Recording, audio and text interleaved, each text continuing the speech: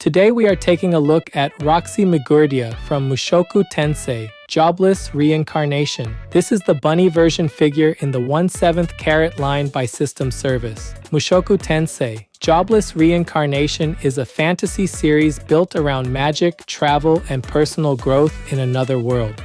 Within that story, Roxy is known for her calm manner, her reliable presence, and her skill as a mage. That quiet intelligence and reserved warmth give her a very distinct presence in the series.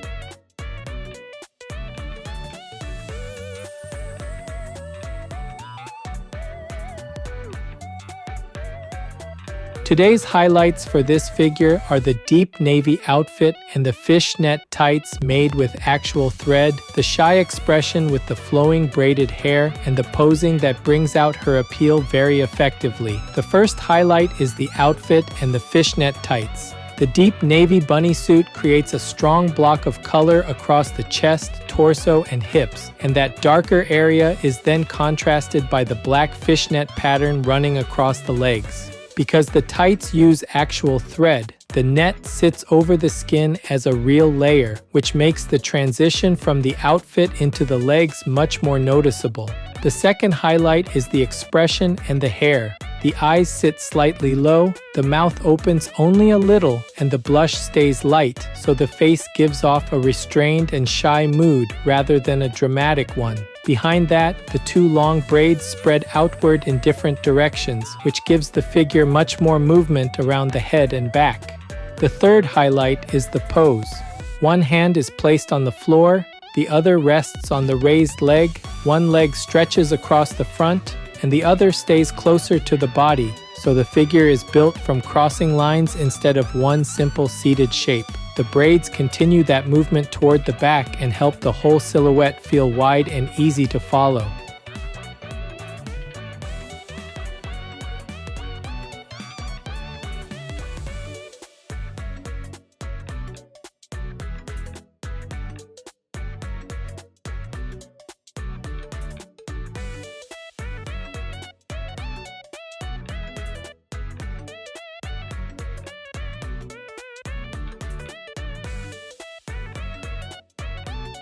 This channel brings you figure reviews and anime merchandise updates straight from Japan. If you enjoyed this kind of content, don't forget to subscribe.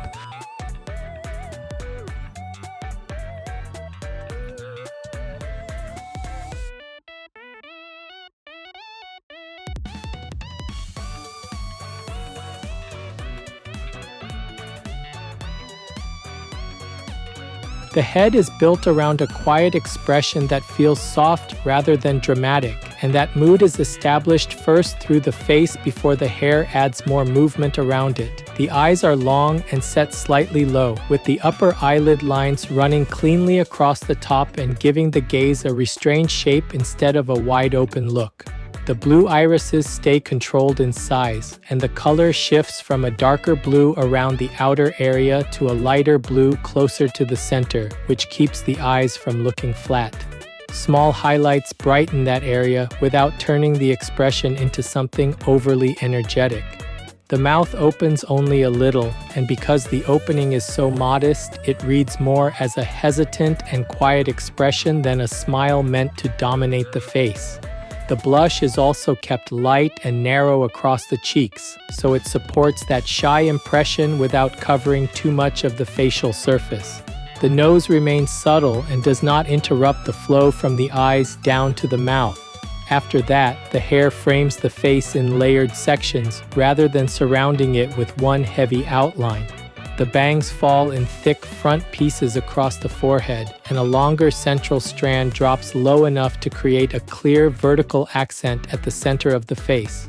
Around the cheeks, shorter inner strands and slightly longer outer strands overlap, so the face is bordered by more than one layer. That makes the head look softer and gives the edge of the face more depth from different angles. At the top of the head, a short strand of hair rises upward, and just behind it, the dark navy bunny ears are inserted as separate parts. Their long, narrow shape adds a strong vertical accent above the head, and because their inner and outer outer surfaces remain readable, they do not disappear into the surrounding hair volume. From the back of the head, the hair rounds out and then divides into two long braids. These braids do not travel in exactly the same direction. One extends more strongly outward, while the other falls back with a slightly different angle, so the head gains width and movement at the same time. Each braid is built from repeated raised sections that keep the shape lively all the way down, and the black ribbon ties at the ends separate into loops and hanging tails. Because of that, the hairstyle does not stop at the back of the neck. It continues outward and helps the whole figure keep visual motion around the head.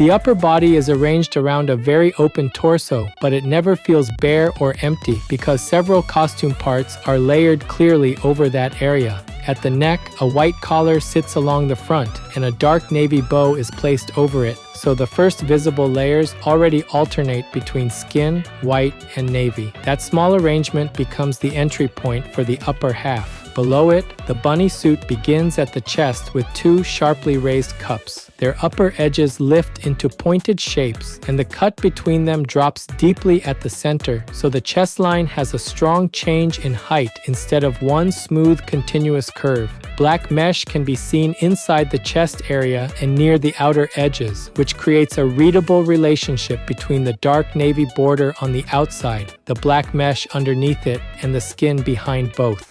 From there, the figure shifts from the rounded chest into the more controlled surfaces of the torso section. The front of the bunny suit narrows as it moves down the middle of the body, and small angle changes across that front surface keep it from reading as one plain flat panel. The torso stays tight through the waist, which helps connect the chest to the hips in one long, uninterrupted line.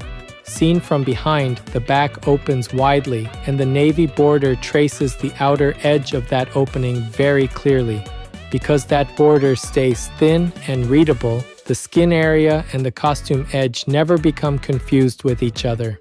Near the back of the hips, the white tail is attached as a separate rounded part, so even the transition from the upper body into the lower back retains a clear visual accent. The arms contribute just as much as the costume. One arm reaches behind the body and goes down to the floor, where the open hand supports the pose. The other arm bends forward and rests lightly across the raised leg, so the upper half gains a strong contrast between a backward support line and a forward crossing line. Both wrists are finished with white cuffs carrying a small dark button detail, and those cuffs cut the arms cleanly before the hands begin. Because the collar, bow, chest cups, torso section, cuffs, and mesh all remain readable as separate elements, the upper body feels carefully layered and expressive instead of simplified.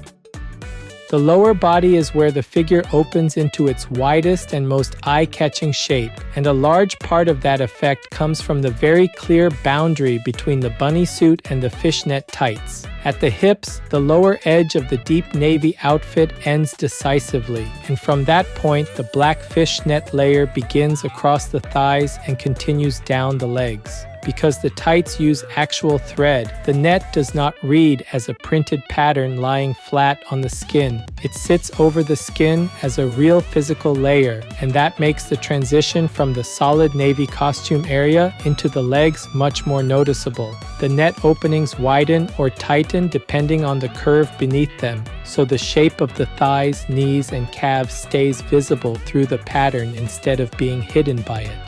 A thicker black line also runs along the inner side of each leg, giving the leg arrangement another directional guide and making the difference between the two legs even easier to read. The pose itself depends on the two legs moving in different ways. One leg rises higher and stretches across the front, creating a long, sweeping line near the upper part of the lower body. The other stays closer to the body and forms a more upright division before continuing forward. Because of that difference, the pose never becomes symmetrical. It feels built from crossing and shifting lines instead. The hand placed over the raised leg adds another layer of overlap, which prevents the lower body from sitting separately beneath the torso. Instead, the legs and the upper body interact directly, and that keeps the seated arrangement lively. The white tail attached near the back of the hips also adds a separate rounded accent that breaks up the darker navy and black areas in the rear view. At the feet, both shoes are handled as dark navy pumps, which keeps the design neat and consistent with the rest of the outfit. Their closed shape gives the ends of the legs a clean finish without interrupting the fishnet pattern too abruptly. The calves narrow clearly toward the ankles, and from there, the pumps complete the line in a simple and controlled way. Altogether, the lower half combines the costume boundary at the hips, the actual thread fishnet layer, the contrasting leg directions, the white tail, and the pumps into the strongest part of the full silhouette. It is the area where the pose feels widest, most layered, and most visually active.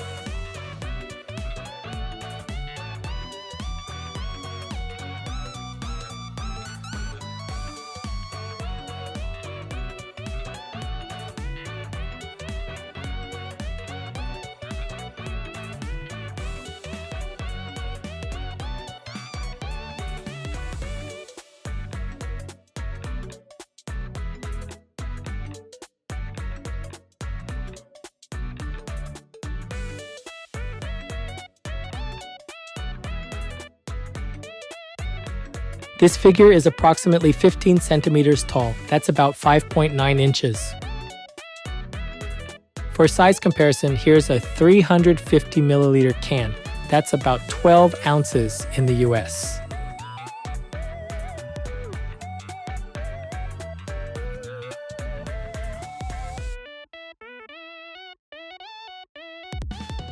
Overall, Roxy Migurdia by System Service stands out because this figure combines a quiet expression, a deep navy bunny outfit, long braided hair, and a seated pose that guides the eye naturally across the whole piece. The face leaves a restrained first impression. The eyes are long and slightly lowered, the mouth opens only a little, and the blush remains light, so the expression feels shy rather than dramatic.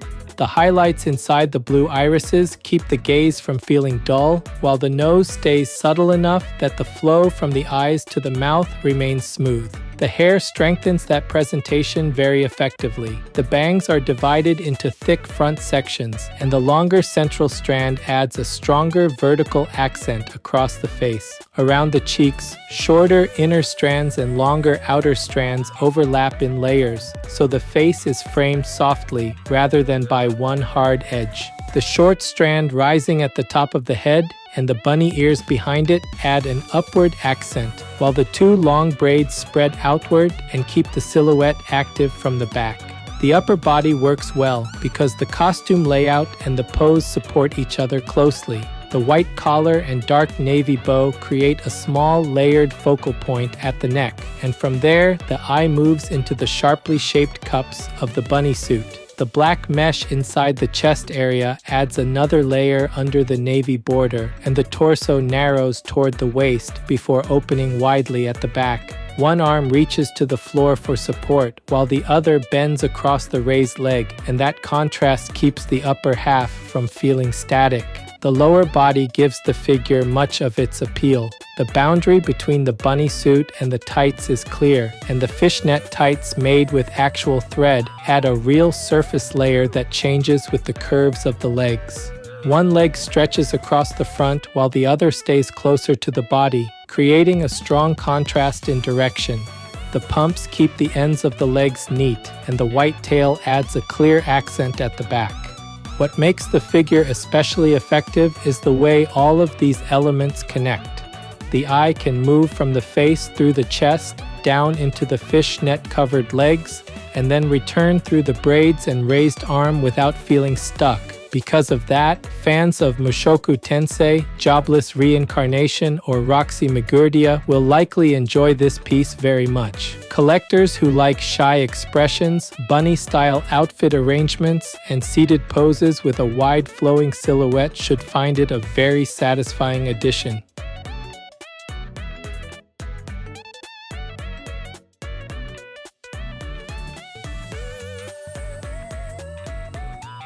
That's it for this video. If there's any part of the figure you liked, feel free to leave a comment and share your thoughts. Thanks for watching, and I'll see you in the next video.